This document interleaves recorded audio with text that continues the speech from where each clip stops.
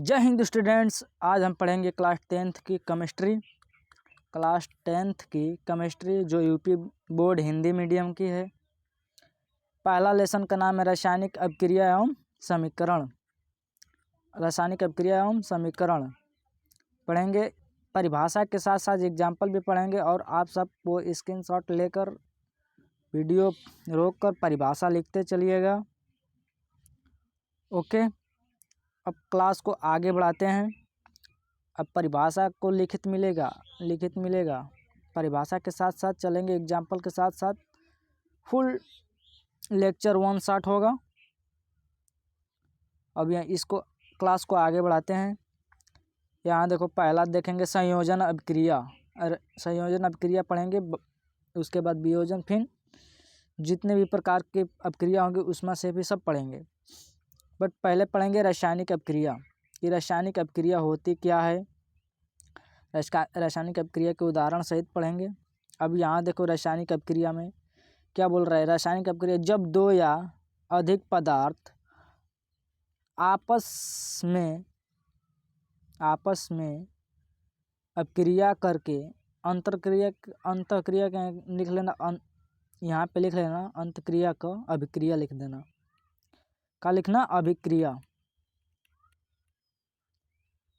लिख लेना। अभिक्रिया करके रासायनिक बंधों का टूटना और बनना होता है तो उसे रासायनिक अभिक्रिया कहते हैं। इसे रासायनिक समीकरण के रूप में भी दर्शाया जाता है। अब यहाँ पे देखो, रासायनिक समीकरण के रूप में भी दर्शाया जाता है। अब देखो, यहाँ पे ध्यान दो, ये किसके अभिकारक होगा। उसके बाद ये टूट कर चाहे जुट कर बनेगा उत्पाद। क्या बनेगा, उत्पाद। ठीक है, जैसे यहाँ पे हाइड्रोजन है, फिर ऑक्सीजन है। हाइड्रोजन और ऑक्सीजन मिलकर क्या बना रहे हैं, पानी, H2O। हाइड्रोजन और ऑक्सीजन मिलकर क्या बना रहे हैं, पानी यानी जल। अब देखो, इस हाइड्रोजन और ऑक्सीजन को क्या बोलोगे, अभिकारक। क्या बोलेंगे, अभिकारक। और जो बना पानी या जल उसको क्या बोलेंगे, H2O को उत्पाद। क्या बोलेंगे, उत्पाद। आगे बढ़ते हैं, ये एग्जाम्पल हो गया। ये देखो, रासायनिक अभिक्रिया के प्रकार शॉर्ट में समझते चलेंगे, फिर बाद में फुल में इसको समझेंगे। ओके, अब यहाँ देखो, रासायनिक अभिक्रिया के प्रकार पहला होता है संयोजन अभिक्रिया। संयोजन अभिक्रिया में क्या होता है, दो या दो से अधिक पदार्थ मिलकर एक नए पदार्थ का यौगिक बनाते हैं, एक नए पदार्थ का निर्माण करते हैं, जो भी करते हैं। जैसे कार्बन और ऑक्सीजन मिलकर क्या बनाया, कार्बन डाइऑक्साइड बना रहा है उत्पाद में, एक नया पदार्थ बना रहा है, एक नया यौगिक बना रहा है। उसके बाद दूसरा क्या होता है, वियोजन अभिक्रिया। वियोजन अभिक्रिया में देखो, एक यौगिक टूटकर सरल पदार्थों में विभाजित हो जाता है, यानी H2O है, ये टूटकर हाइड्रोजन और ऑक्सीजन में विभाजित हो जा रहा है।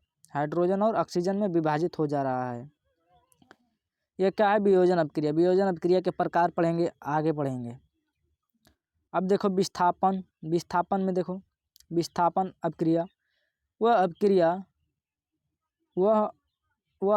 इस अभिक्रिया में एक अधिक क्रियाशील तत्व कम क्रियाशील तत्व को यौगिक से विस्थापित कर देता है। जैसे यहाँ पे Fe है, यहाँ पे क्या है, Cu कॉपर और सल्फर ऑक्साइड। अब ये कम क्रियाशील है Cu, इसको Fe क्या होगा, ये अधिक क्रियाशील है तो इसको क्या होगा, विस्थापित कर देगा या बॉन्डिंग इसको तोड़ देगा, इसका जगह स्वयं ले लेगा। देखो, यहाँ पे ले लिया ना, यहाँ पे Cu की जगह पे Fe हो गया और Cu बाहर निकल गई, विस्थापित हो गया। विस्थापन के प्रकार पढ़ेंगे, एकल विस्थापन और द्विविस्थापन। अब यहाँ देखो, द्विविस्थापन में क्या बोल रहा है, एकल विस्थापन हो गया। अब देखो, द्विविस्थापन में दो यौगिक के आयन आपस में स्थान बदलते हैं, मतलब स्थानांतरित होते हैं। अब दो आयन है, क्या होंगे, स्थानांतरित होंगे। सोडियम एल्युमिनियम के जगह Ag के जगह पर Na आ जाएगा, Na की जगह पर Ag चला जाएगा।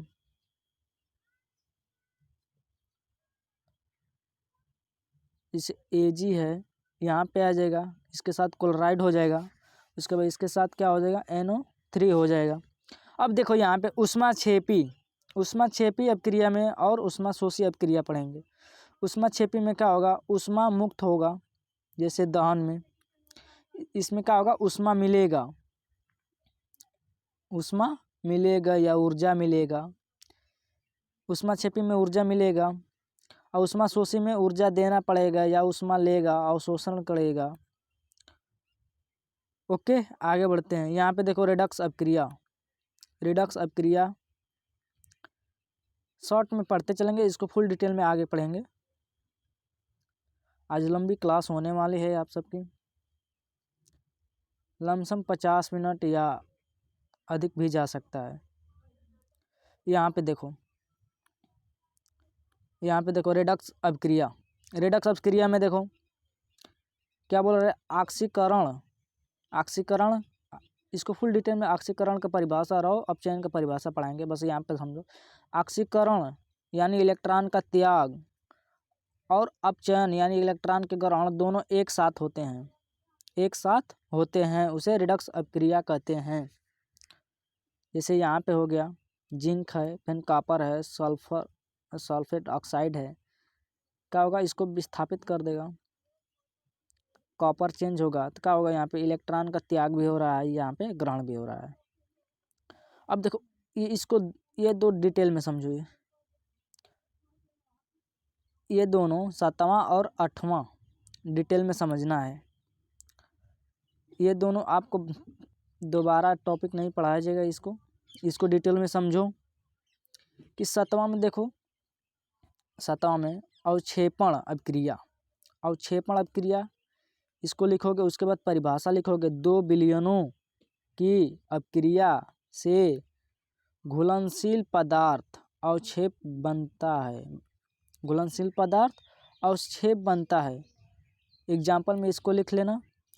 अब नॉर्मल भाषा में समझो, जैसे शरबत घोरते हो, एक गिलास लेते हो, एक दूसरा गिलास यहाँ पे होता है, 2 गिलास लेते हो। अब इसमें पानी लोगे, क्या लोगे, पानी के साथ साथ इसमें क्या होगा, क्या डालो, इसमें मिक्स करोगे, यहाँ पे चीनी, क्या करोगे, चीनी मिक्स करोगे। उसके बाद पानी है नीचे, यहाँ पे पानी और चीनी हो गया। अब फिर समझो नींबू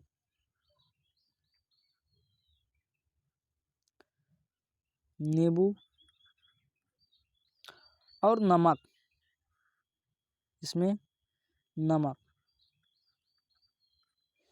इसमें ग्लूकोज बनाओगे सब मिक्स कर जो आप सब गर्मी में ड्रिंकिंग के लिए उपयोग करते हो।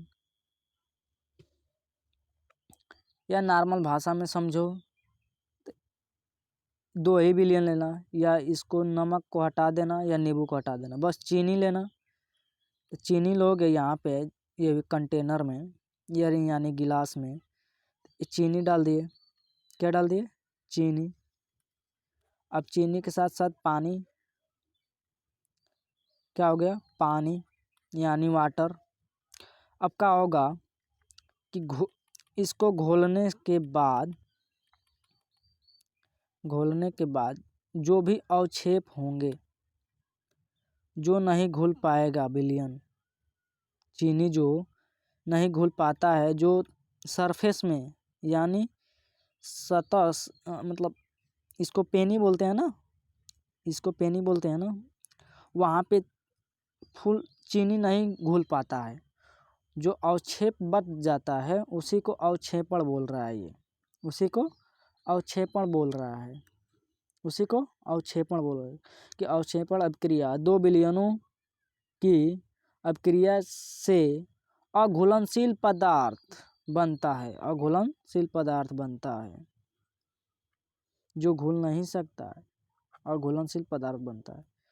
तो ये नहीं घुल पा सकेगा, उसके लिए ज़्यादा पानी की आवश्यकता होगी और कंटेनर बढ़ा लेना पड़ेगा या फिर बाहर से टेम्परेचर देना पड़ेगा, तब घुलेगा, वो अलग अलग की बात है। इसे ये समझो अवक्षेपण। अब उदासीनीकरण में समझो कि अम्ल हो गया और क्षार हो गया, दोनों अपक्रिया करके क्या बनाते हैं? लवण बनाते हैं और जल बनाते हैं। तो क्या हो गया? उदासीनीकरण का अपक्रिया हो गया। ये क्या होगा? अम्ल हो गया, ये क्षार हो गया, दोनों मिलकर नमक यानी लवण और जल बना रहे हैं। तो ये उदासीनीकरण है। क्या है? उदासीनीकरण। अब चलते हैं आगे। अब यहाँ पे देखो रासायनिक अपक्रिया के लक्षण, इसके लक्षण भी देखो। तो रासायनिक अपक्रिया के लक्षण में देखो, यहाँ पे पहला लक्षण है रंग परिवर्तन होना। दूसरा लक्षण है गैसों का उत्सर्जन करना। और तीसरा है तापमान का परिवर्तन होना। और चौथा देखो यहाँ पे अवक्षेप का निर्माण होना और यहाँ पे गंध में परिवर्तन होना। ये क्या है? इसके लक्षण हैं, रासायनिक अपक्रिया के लक्षण। अब इसका महत्व समझो। रासायनिक अपक्रिया के महत्व अगर आ जाए बोर्ड में लिख लें को कि रासायनिक अपक्रिया के लक्षण लिखो, रासायनिक अपक्रिया के लक्षण, तो ये लिख लेना और पूछ ले कि रासायनिक अपक्रिया का महत्व बताओ, तो इसको जो बता रहे हैं इसको लिखना है। अपनी भाषा में लिखो, समझो पहले, उसके बाद अपने भाषा में लिखना। यहाँ पे देखो, यहाँ पे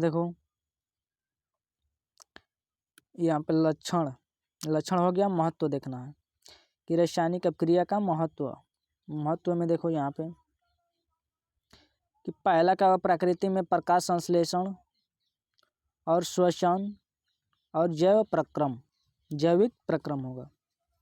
अब दूसरा देखो उद्योगों में किया जाएगा, जैसे उर्वरक में, दवाइयाँ में, प्लास्टिक और ईंधन का निर्माण में इसका उपयोग किया जाएगा। दैनिक जीवन में खान पान या साबुन बनाना या धातुओं का शोधन, इसके लिए भी उपयोग किया जाता है।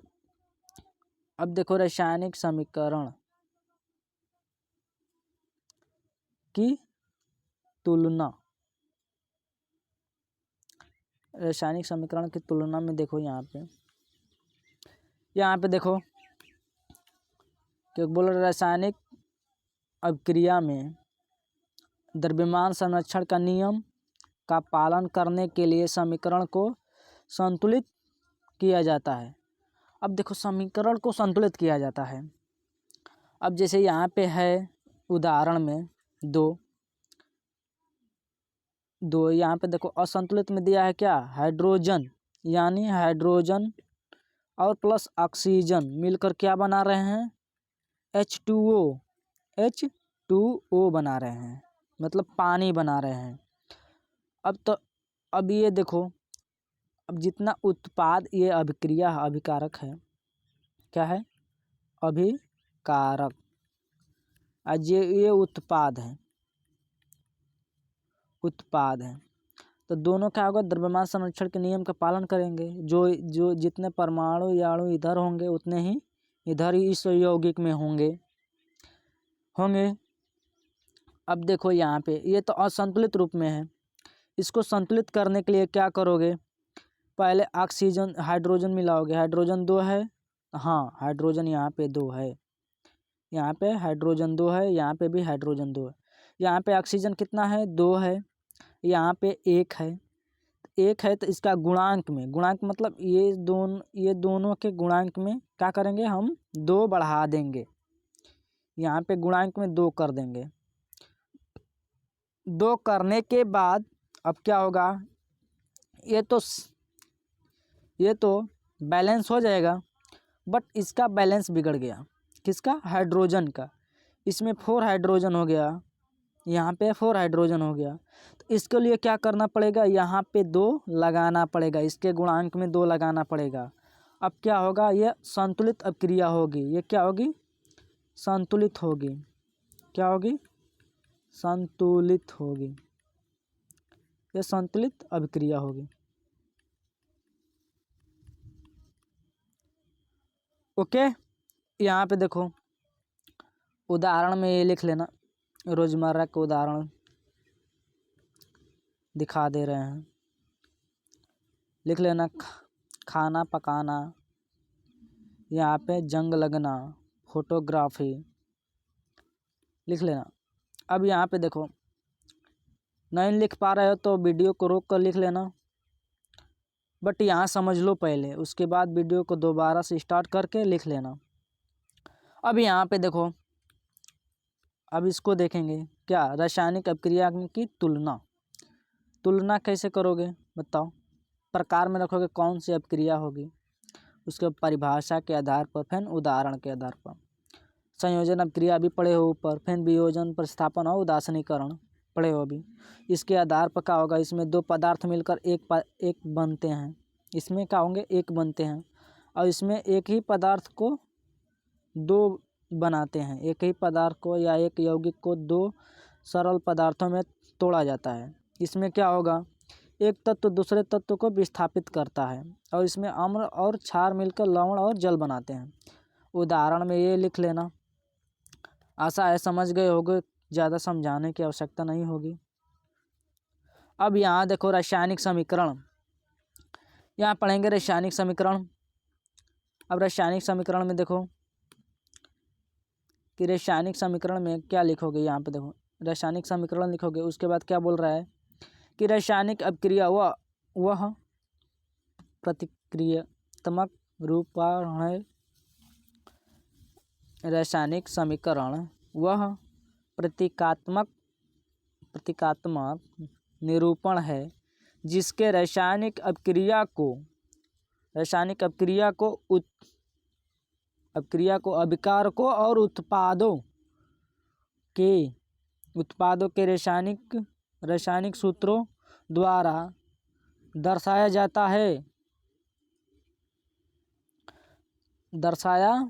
है। इसमें तीर के निशान अभिक्रिया की दिशा में बनाया जाता है। जैसे यहाँ पे समझो कि जो भी समीकरण है, अब क्या होगा? अभिकारक है, फिर उत्पाद है। इसका क्रिया की तीर किधर बनाया जाएगा? अभिकारक से उत्पाद की ओर, अभिक्रिया की दिशा में। जो भी अभिक्रिया बनेगी अभिक्रिया की दिशा में ना, मतलब उत्पाद की ओर जा रही है बनती हुई। अब यहाँ पे देखो रासायनिक समीकरण के घटक देखो। यहाँ पे रासायनिक समीकरण के घटक देखो। अभिकारक पहला क्या हुआ? पहला अभिकारक है। अभिकारक वे पदार्थ जो अभिक्रिया में भाग लेता है, तीर के बाईं ओर होता है। जो अभिक्रिया में भाग लेता है तो ये तीर है ना। अभिक्रिया मतलब जो भी रासायनिक अभिक्रिया में तो दोनों आ जाएंगे। तो तीर के बाईं ओर क्या होता है? अभिकारक होता है। क्या होता है? अभिकारक होता है। और तीर की दाईं ओर होता है क्या? दाईं ओर उत्पाद होता है। उत्पाद किसे बोलते हैं? अभिक्रिया के बाद बने नए पदार्थ को क्या बोलते हैं? उत्पाद बोलते हैं। अभिक्रिया के बाद बने पदार्थों को उत्पाद बोलते हैं। और जो अभिक्रिया में भाग लेता है उसको क्या बोलते हैं? अभिकारक। अब यहाँ पे देखो तीसरा रासायनिक सूत्र क्या है? पदार्थों को उनके प्रतीकों से दर्शाया जाता है। जैसे यहाँ पे पानी लिखा गया है H2O, ये क्या आप समझ रहे हो कि जल कुकर है। यहाँ पे CO2, इसको क्या समझ रहे हो? कार्बन डाइऑक्साइड है, दर्शाया जाता है। अब यहाँ देखो गुणांक में देखो अणुओं की संख्या को संतुलित करने वाले अंक अंक यानी गुणांक, जैसे H2O है, जैसे अभी ऊपर इसको संतुलित किए हैं, यहाँ पे 2 लगा हुआ है गुणांक में, इसी को गुणांक बोल रहा है 2। आशा है आप समझ गए होंगे। आगे बढ़ते हैं।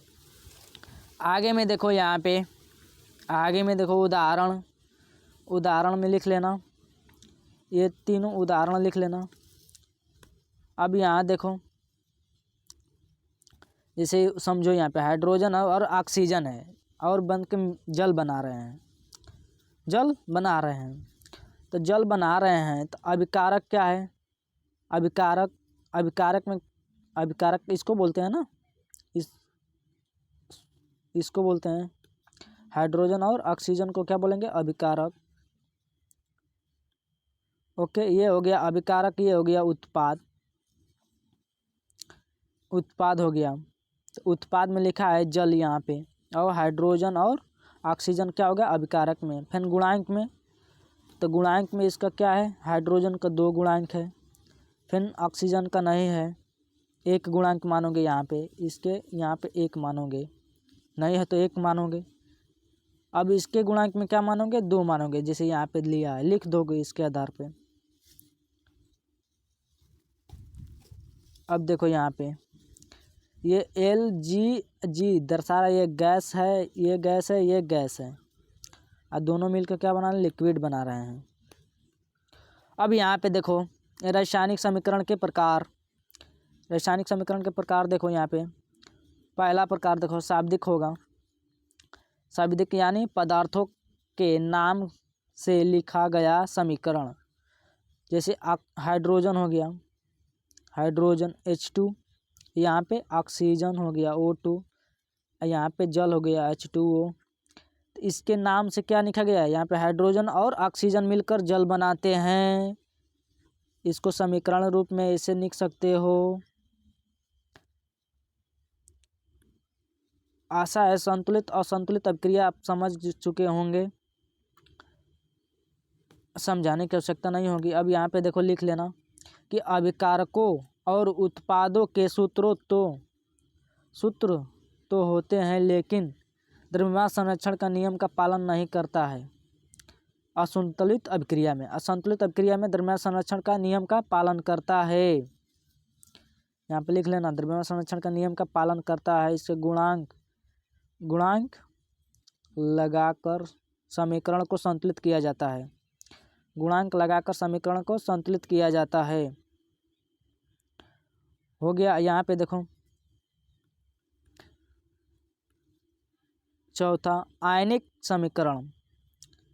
आयनिक समीकरण में देखो यहाँ पे, आयनिक समीकरण में देखो यहाँ पे लिख लेना, अभिक्रिया में भाग लेने वाले आयनों को दर्शाया जाता है। जैसे ये क्या हो गया? एक्वस, ये भी एक्वस, ये जलीय विलयन इसको बोलेंगे, इसको भी जलीय विलयन बोलेंगे, इसको बोलेंगे सॉलिड यानी ठोस। अब इस पर प्लस चार्ज है, Ag पर प्लस चार्ज है और Cl पर माइनस चार्ज है, ये दोनों मिलकर क्या बना रहे हैं? AgCl बना रहे हैं, क्या ठोस बना रहे हैं। अब माइनस प्लस कैसे है समझना होगा तो कमेंट करिएगा। इस पे प्लस होगा, जो भी Ag है इस पे प्लस क्या होगा? इलेक्ट्रॉनों की कमी है, यहाँ पे क्या है? इलेक्ट्रॉनों की कमी है, तो यहाँ पे क्या हो जाएगा? Ag प्लस हो जाएगा। अब इस पे अधिकता होगा तो क्या होगा? जैसे Cl पर माइनस आ रहा है, यहाँ पे क्या होगा? यहाँ पे अधिकता है, यहाँ पे अधिकता है, यहाँ पे अधिकता, इसमें इलेक्ट्रॉन अधिक है एक, इसलिए इस पर माइनस चार्ज आ रहा है। आशा है आप समझ गए हो। आगे बढ़ते हैं। यहाँ पे देखो रासायनिक समीकरण लिखने के नियम पे देखो, यहाँ पे पहला नियम होगा कि द्रव्यमान संरक्षण का नियम का पालन करेगा। अभिकारक और उत्पाद के परमाणुओं की संख्या समान होनी चाहिए, परमाणुओं की संख्या समान होनी चाहिए। जैसे H2O, जैसे जल को अभिक्रिया देकर परमाणुओं की संरचना समान के हैं, उत्पाद में भी और अभिकारक में भी। अब देखो तीसरा, रासायनिक सूत्र सही होनी चाहिए। H2O को H2O ऐसे लिखना चाहिए, ना कि OH2 लिख देना, ऐसे नहीं लिख सकते हो, या ना कार्बन डाइऑक्साइड को OC लिख सकते हो, सूत्र सही होना चाहिए। अब यहाँ पे देखो भौतिक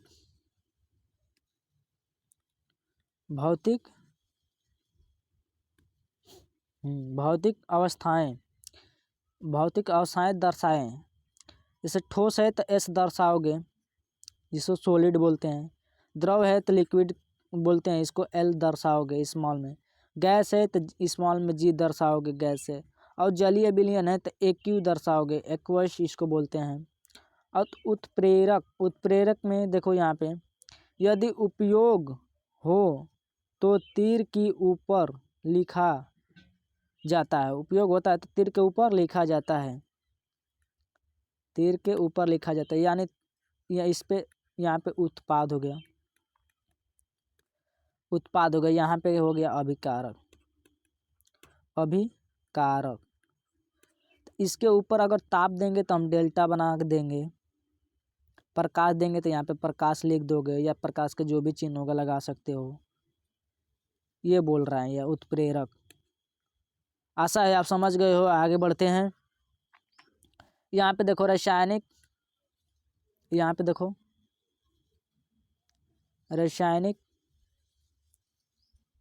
रुक जाओ थोड़ा रुक जाओ। अब देखो रासायनिक समीकरण का महत्व। तो रासायनिक समीकरण का महत्व पहला लिखना, अभिक्रिया में शामिल पदार्थों और उसकी मात्राओं को समझने में मदद करता है। दूसरा, रासायनिक अभिक्रियाओं को वैज्ञानिक रूप से अभिलेखन करता है। और उद्योग, शोध और शिक्षा में इसका व्यापक उपयोग होता है। अब यहाँ पे देखो व्यापक उपयोग होता है। ये संतुलित और असंतुलित अभी समझ चुके होगे, ये लिख लेना और समझ लेना। आगे बढ़ते हैं। अब यहाँ पे देखो तुलना में प्रतीक और अर्थ में। तालिका समीकरणों की प्रतीक का अर्थ क्या है? इस तीर का मतलब है, एक तीर का मतलब अभिक्रिया किधर है, अभिक्रिया की दिशा में, उत्पाद की ओर। ये इस तीर को ऐसे, रुक जाओ, इस तीर को ऐसे और ऐसे है, तो इसको क्या बोल रहे हैं? उत्क्रमणीय अभिक्रिया, यानी रिवर्स। उत्पाद से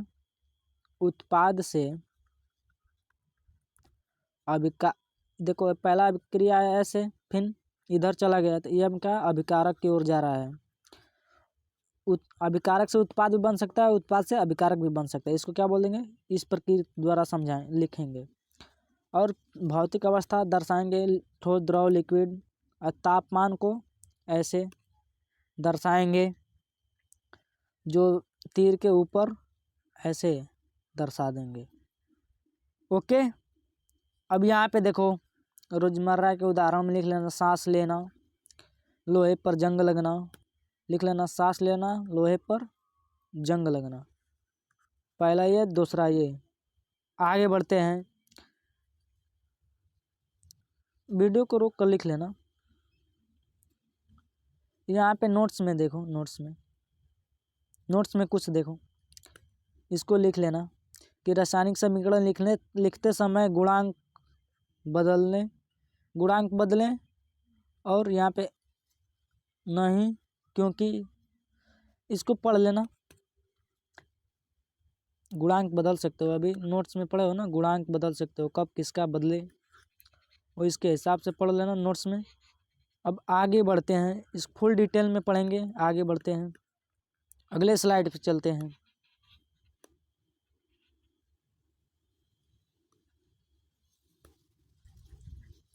अब यहाँ पे देखो, यहाँ पे देखो संयोजन अभिक्रिया बोले है ना, फुल डिटेल में पढ़ेंगे संयोजन अभिक्रिया। अब संयोजन अभिक्रिया देखो, जल्द से जल्द देखो, यहाँ पे देखो संयोजन अभिक्रिया का परिभाषा लिखना। यह एक अभिक्रिया लिखना, यह एक रासायनिक अभिक्रिया है जिसमें दो या दो से अधिक पदार्थ, यानी दो से अधिक पदार्थ क्या होंगे, अभिकारक, मिलकर एक नए पदार्थ का यानी उत्पाद बनाते हैं या निर्माण करते हैं, लिख लेना। जैसे एग्जाम्पल में इसको लिख लेना, इसको नहीं लिख सकते तो ये वाला पहला उदाहरण लिख लेना, पहला उदाहरण लिख लेना, पहला उदाहरण लिख लेना। पहले उदाहरण में दिया हाइड्रोजन और ऑक्सीजन, लो ये दोनों उदाहरण तीनों लिख लेना दोनों। पहला ये लिख लेना हाइड्रोजन वाला, फिर दूसरा ये लोहे वाला। अब देखो ये दोनों मिलकर एक नए पदार्थ बना रहे हैं, पानी। ये दोनों मिलकर एक नए पदार्थ बना रहे हैं, आयरन सल्फाइड। एक ही उत्पाद बन रहा है, ये ध्यान देने की बात है। ये दोनों मिलकर एक उत्पाद बनाते हैं, नए उत्पाद। इसकी विशेषता में देखो, इसकी विशेषता में क्या होगा कि विशेषता में होगा ऊष्मा देगा, केवल एक उत्पाद बनेगा, और अपचयन, ऑक्सीकरण या संधारण संयोजन भी कहते हैं इसको। ओके, इसकी विशेषता है। अब आगे बढ़ते हैं, वियोजन अभिक्रिया। वियोजन अभिक्रिया में देखो, यहाँ पे वियोजन अभिक्रिया, पहला देखो वियोजन हुआ। यह एक रासायनिक अभिक्रिया है जिसमें एक पदार्थ, ध्यान देने की बात है, एक पदार्थ। संयोजन अभिक्रिया में एक पदार्थ बनता था, बट इसमें क्या है, वियोजन अभिक्रिया में एक ही पदार्थ है, उसमें दो पदार्थ मिलकर बना रहे थे एक पदार्थ। इसमें एक पदार्थ को अभिकारक तोड़कर दो या दो से अधिक पदार्थों में, सरल पदार्थों में बदल जाता है, यानी ए बी है, टूटकर ए और बी में विभाजित हो जा रहा है। ये समझने की बात है। अब यहाँ पे देखो उदाहरण में अच्छे से नोट्स बनाते चलिएगा। यहाँ पे देखो उदाहरण में देखो, पहला उदाहरण कि कैल्शियम कार्बोनेट का वियोजन गर्म करने पर कैल्शियम ऑक्साइड और कार्बन डाइऑक्साइड में बदल जाता है। तो इसमें एक ही अभिकारक है, एक ही अभिकारक दो सरल पदार्थों में विभाजित हो जा रहे हैं। कैल्शियम ऑक्साइड में विभाजित हो रहा है, एक कार्बन डाइऑक्साइड में विभाजित हो जा रहा है। दूसरा इसी प्रकार दूसरा यहाँ पे लिख लेना। आगे बढ़ते हैं, वियोजन अभिक्रियाओं के प्रकार। पहला देखो, पहले में देखो तापीय वियोजन मतलब इसको ताप देना पड़ेगा, यानी ऊष्मा देना पड़ेगा, या ताप देना पड़ेगा, जो भी समझना समझ लेना। अभिकारकों में गर्म करने मतलब ऊष्मा देने पर या ताप देने पर टूट जाता है। वियोजन अभिक्रिया में ये तापीय वियोजन कहलाता है अभिक्रिया। जैसे में ऊपर वाले एग्जाम्पल में पढ़े हो CaCO3। अब देखो दूसरे में क्या बोल रहा है, दूसरे अभिक्रिया में कि विद्युत अपघटनीय वियोजन अभिक्रिया, यानी इसमें क्या होगा, इसमें धारा प्रवाहित करनी पड़ेगी। विद्युत धारा प्रवाहित करने पर, जैसे जल का विद्युत अपघटन, जब भी किसी भी कोलाइडी विलयन में वियोजन मतलब जल में करंट प्रवाहित करने पर, मतलब धारा उसमें प्रवाहित किया जाएगा, तब उसमें विद्युत अपघटनीय वियोजन कहलाएगा। जैसे पानी हो गया। अब यहाँ पे देखो इसका उदाहरण पानी लिख लेना। पानी को तोड़ा जा रहा है विद्युत धारा प्रवाहित करके हाइड्रोजन और ऑक्सीजन में। ओके। अब यहाँ पे देखो प्रकाश अपक्रिया, रासायनिक अपक्रिया।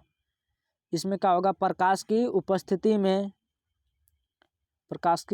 में सिल्वर कार्बोनेट का वियोजन होगा। उदाहरण में इसको लिख लेना। अब चलते हैं आगे। यहाँ पे देखो विशेषता में इसमें भी क्या है, इसमें भी विशेषता देखो, ऊष्मा शोषी होगा, ये ऊष्मा लेगा, इसको ऊष्मा देना पड़ेगा। ऊष्मा के साथ या प्रकाश दो या विद्युत ऊर्जा दो, इसकी आवश्यकता होगी, तब वियोजन अपक्रिया पूर्ण होगा। इसमें क्या होगा, एक अभिकारक होगा। एक अभिकारक से क्या होगा, कई उत्पाद बनेंगे। एक अभिकारक से कई उत्पाद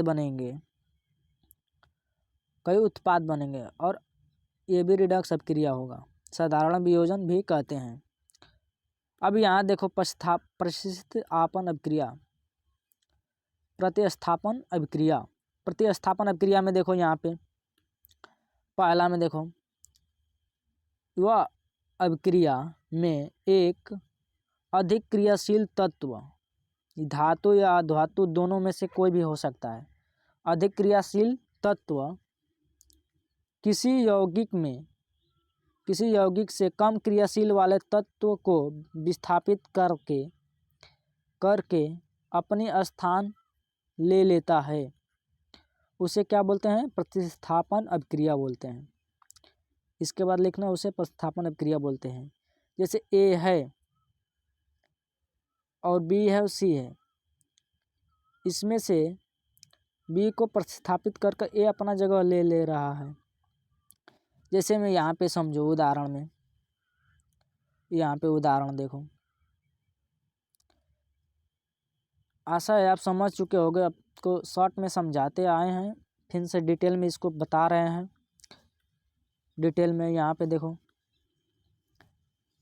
लोहे का देखो, लोहे का है, कॉपर को प्रतिस्थापित कर दे रहा है। ये कम क्रियाशील वाला तत्व है, इसलिए अधिक क्रियाशील वाला तत्व इसका जगह ले लेगा, इसको विस्थापित कर देगा, कहेगा हटो भाई हटो। जैसे समझो कोई भी बलवान व्यक्ति है तो कमज़ोर व्यक्ति को क्या होगा, बल से हटा देगा। इसी प्रकार ये क्या, अधिक क्रियाशील वाले तत्व कम क्रियाशील तत्वों को विस्थापित कर दे रहे हैं। उदाहरण में लिख लेना, ये तीनों उदाहरण लिख लेना। आशा है समझ गए। आगे बढ़ते हैं। यह देखो विस्थापन अभिक्रियाओं के प्रकार। विस्थापन में हो गया, पहला देखो, पहला एकल विस्थापन और दूसरा में क्या होगा, द्विविस्थापन। तो पहला विस्थापन में वहाँ पे आपको समझाए गए थे कि पहला विस्थापन में समझा के दिए गए हैं। पहला विस्थापन शुरू में ही समझाया, द्वितीय विस्थापन में भी समझा दिया गया। पहला विस्थापन ऊपर देख लेना, दूसरा विस्थापन भी समझा दिया गया है कि ए जी का है, इसका जगह ले रहा है, ये इसका जगह ये ले रहा है। ओके, आशा है आप समझ चुके होंगे। नहीं तो वीडियो को पीछे करना और शुरू में ही इसको समझा दिया गया है शॉर्ट्स में, ये पढ़ लेना, इसकी मुख्य विशेषताएं पढ़ लेना, वीडियो रोक कर पढ़ लेना। आगे बढ़ते हैं। अब यहाँ पे देखो, यहाँ पे रिडक्स अपक्रिया की बात बोल रहा है और ऊष्मा भी देगा। इसको पढ़ लेना। ऊष्मा क्षेपी अपक्रिया देखो, ऊष्मा क्षेपी अपक्रिया देखो, यहाँ पे ऊष्मा क्षेपी में क्या होगा, वे अपक्रिया जिसमें ऊर्जा उत्सर्जित होते हैं यानी बाहर निकलते हैं, उसको क्या बोलेंगे, ऊष्मा क्षेपी अपक्रिया। इससे क्या ऊर्जा मिल रहा है इस अपक्रिया से। उदाहरण में लिख लेना, उदाहरण में ये दो तीन लिख लेना। पहला लिख लेना इसको कि मीथेन का ऑक्सीजन के साथ जलकर CO2 और पानी बनाना, इसको पहला लिख लेना। दूसरा ये लिख लेना, जंग लगना लोहे पर लिख लेना। और श्वसन में ये इसको लिख लेना, ग्लूकोज का टूटकर ऊर्जा मुक्त होना। ग्लूकोज को टूटकर ऊर्जा मुक्त होना। आवाज़ कम सुनाई दे रही हो तो अपने वॉल्यूम को बढ़ा लेना। अब इसका विशेषता देखो, इसकी विशेषता देखो कि अभिक्रिया के दौरान ताप बढ़ता है। इसमें क्या होता है, ताप बढ़ता है अभिक्रिया के दौरान। और क्या होगा, ऊर्जा ग्राफ में उत्पाद की ऊर्जा अभिकारकों में कम होती है। ये समझो, उत्पाद की ऊर्जा अभिकारकों में कम होती है। अब यहाँ पे देखो, ऊर्जा ग्राफ में समझो जो भी यहाँ पे है, अब यहाँ पे जो भी है, अब इसमें क्रिया होगा, इसमें क्या होगा, ऊर्जा कम होगा। अब क्रिया के दौरान अधिक होगा, क्रिया के दौरान इसमें ऊष्मा मिलेगा यानी उत्पन्न होगा, क्रिया करेगा तो क्या होगा, जो भी प्रोडक्ट बनेगा वो मिलेगा और उसके साथ साथ हमको ऊष्मा यानी ऊर्जा मिलेगा। आशा है कि आप समझ चुके होंगे।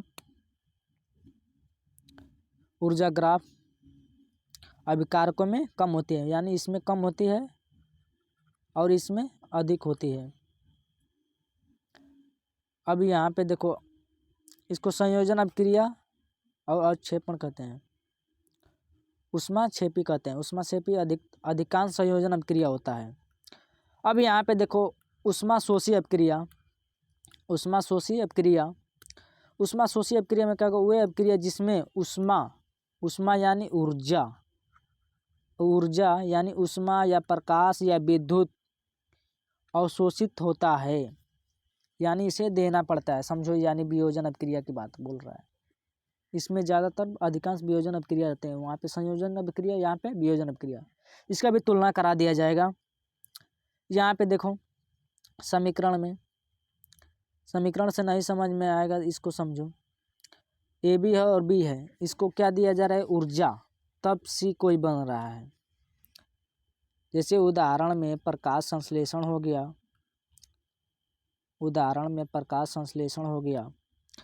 अब उदाहरण में यहाँ पे प्रकाश संश्लेषण हो गया, इसको प्रकाश दिया जा रहा है, तब ग्लूकोज और ऑक्सीजन बना रहा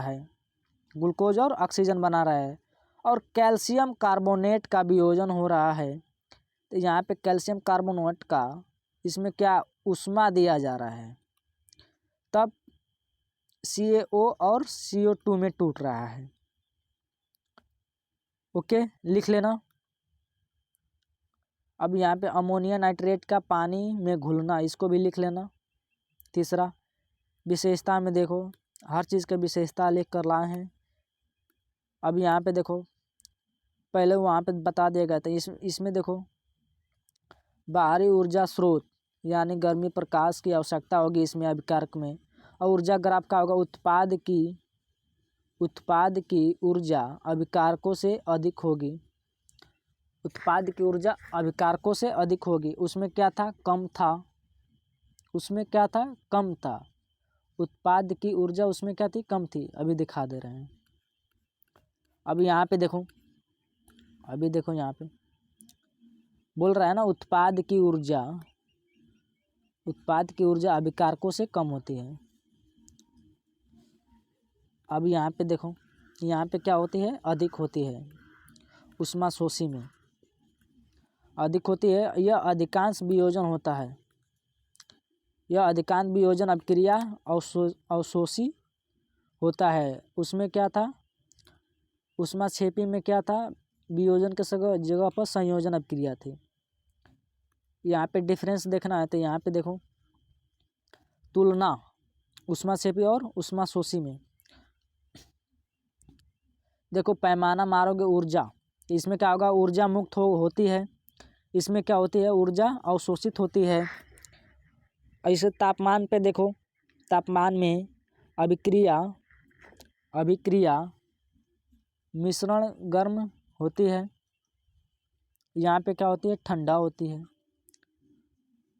अब यहाँ पे देखो, उत्पाद की ऊर्जा कम होती है ऊर्जा ग्राफ में। अब यहाँ पे उत्पाद की ऊर्जा अधिक होती है, उदाहरण में जलना लिख लेना, श्वसन लिख लेना, इस पे प्रकाश संश्लेषण, बर्फ का पिघलना लिख लेना। अब यहाँ पे देखो ऑक्सीकरण।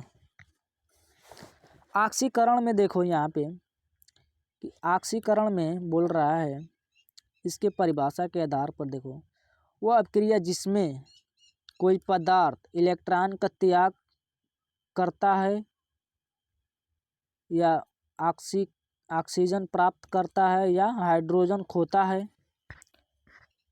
इलेक्ट्रॉन का त्याग करता है या ऑक्सीजन प्राप्त करता है या हाइड्रोजन खोता है, या ऑक्सीकरण अवस्था बढ़ जाती है, उसे क्या बोलते हैं? ऑक्सीकरण कहते हैं। ऑक्सीकरण कहते हैं। जैसे में लिख लो यहाँ पे, उदाहरण पर लिख लेना, लोहे का जंग लगना। यहाँ पे Fe4 है, इसका ऑक्सीडेशन संख्या क्या है? 0। और यहाँ पे क्या बोल रहा है? 3+3। तो इसमें क्या होगा? इलेक्ट्रॉन का त्याग हुआ। अब आयनिक, यहाँ पे आयनिक वाला संबंध दिखा रहा है कि जैसे Fe3+, इस ऑक्सीडेशन संख्या की बात बोल रहा है, कितना बॉन्ड बना सकता है उसके हिसाब से। इसको लिख लेना उदाहरण में लिख लेना। इसको भी दूसरा भी लिख लेना, मैग्नीशियम का दहन, Mg पर क्या है? 0 ऑक्सीडेशन है, और Mg2 है और +2 ऑक्सीडेशन संख्या। और अपचयन में देखो, अपचयन में परिभाषा क्या है? इसका सेम उल्टा, यानी विपरीत। बोले तो विपरीत। परिभाषा में देखो, वह अभिक्रिया जिसमें कोई पदार्थ इलेक्ट्रॉनों का ग्रहण करता है या ऑक्सीजन खोता है या हाइड्रोजन प्राप्त करता है, इसका ऑक्सीडेशन अवस्था घटता है। उसमें क्या होता था? उसमें बढ़ता था। जैसे देखो यहाँ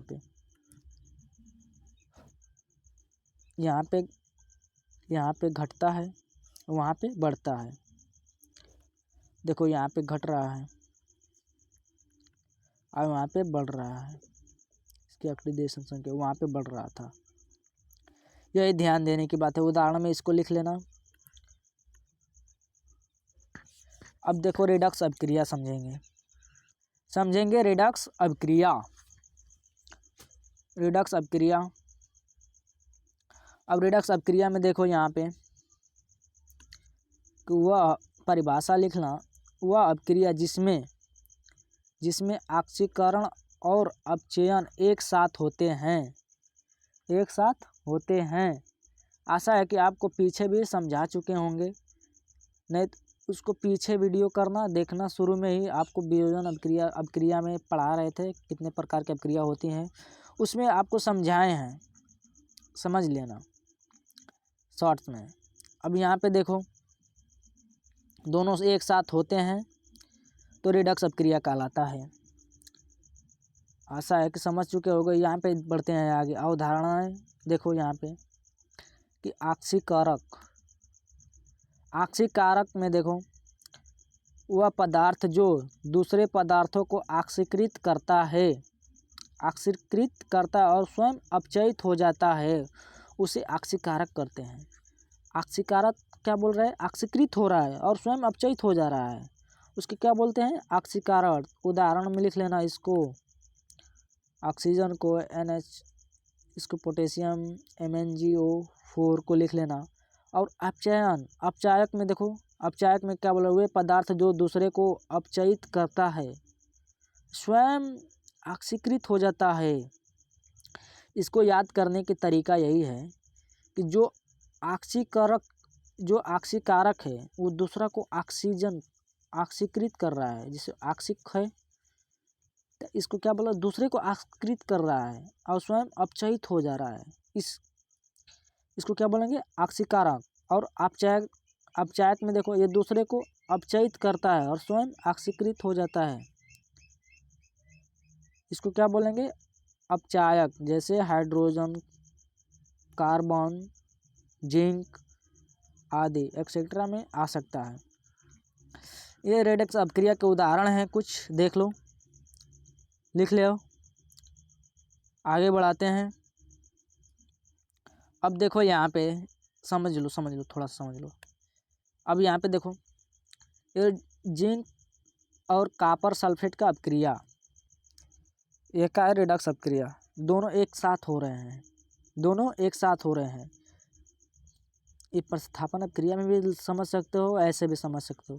जैसे Zn है, इसको Zn पे क्या बोल रहा है? 2 इलेक्ट्रॉन निकलेंगे तो क्या होगा? यहाँ पे 2 पॉजिटिव आएगा चार्ज, यहाँ पे 2 पॉजिटिव चार्ज आ गया, 2 इलेक्ट्रॉन निकले तो। अब तो इसको निकले तो क्या होगा? ऑक्सीकरण हो गया।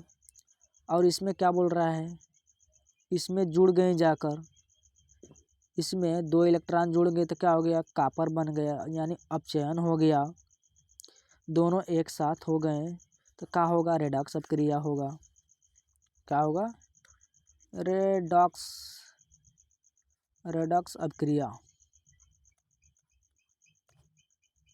आशा है समझ चुके होगे। यहाँ पे देखो, लिख लो।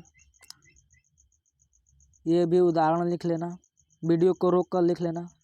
और देखो आगे दिखा रहे हैं, ऑक्सीकरण और अपचयन के पहचान लिख लेना। अब यहाँ पे देखो, पहला में इलेक्ट्रॉन को यहाँ पे क्या बोल रहा है? त्याग रहा था, यहाँ पे अवशोषण यानी ग्रहण कर रहा था। और यहाँ पे ऑक्सीडेशन संख्या बढ़ रही थी, यहाँ पे घट रही थी। यहाँ पे देखो, ऑक्सीजन प्राप्त करता है, हाइड्रोजन खोता है। यहाँ पे हाइड्रोजन प्राप्त करता है और ऑक्सीजन खोता है, यानी हानि होता है। रोजमर्रा के उदाहरण देखना चाहोगे तो देख लो, यहाँ पे है।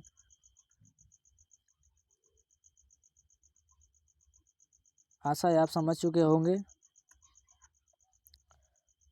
कुछ महत्वपूर्ण तथ्य है, लिख लो ना, इसको लिख लो, लास्ट है।